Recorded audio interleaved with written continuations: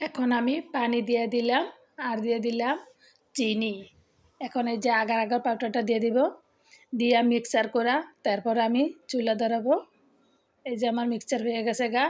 আপনারা এরকম ভালো দেখে আগার আগার পাউডারটা নেবেন। এখন একটু ফুড কালার দিয়ে দিলাম জেলিটা করানোর জন্য। পুডিংটা খেতে কিন্তু অসাধারণ, ছোট বড় সবারই পছন্দ।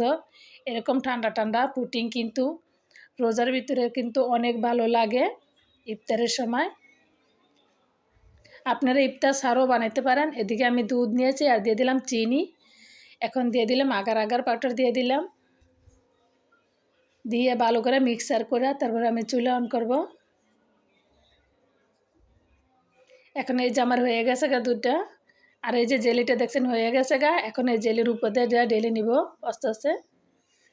এখন এই যে ঢেলে নিলাম, এই যে আমার ঝটপট হয়ে গেছে গা। আপনারা নর্মাল ফ্রিজে দিয়ে দিবেন। মাশাআল্লাহ দেখছেন কতটা সুন্দর লাগছে, দেখতে যতটা সুন্দর খেতে কিন্তু অনেক ভালো লাগে। এরকম আপনার অতিথি আসলে এরকম বানায় দিতে পারেন। আর গরমের সময় কিন্তু এরকম ঠান্ডা ঠান্ডা ডেজার্টটা খেতে কিন্তু অসাধারণ। রেসিপিটা কেমন লাগছে প্লিজ আপুরা ভাইয়ারা যাই যেখান থেকে আমাদের রেসিপি ভিডিওগুলো দেখেন, প্লিজ সবাই লাইক দিবেন, শেয়ার করবেন, কমেন্ট করে জানাবেন কেমন লাগছে আমাদের পুডিংটা।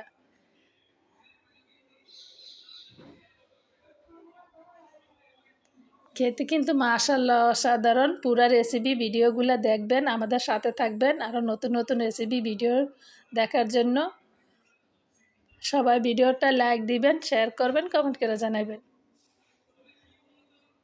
এখন এই যে আমি খেয়ে দেখাবো। মাশাআল্লাহ এতটা মজা লাগে। আপনারাও এরকম ডেজার্ট বানাইতে পারেন।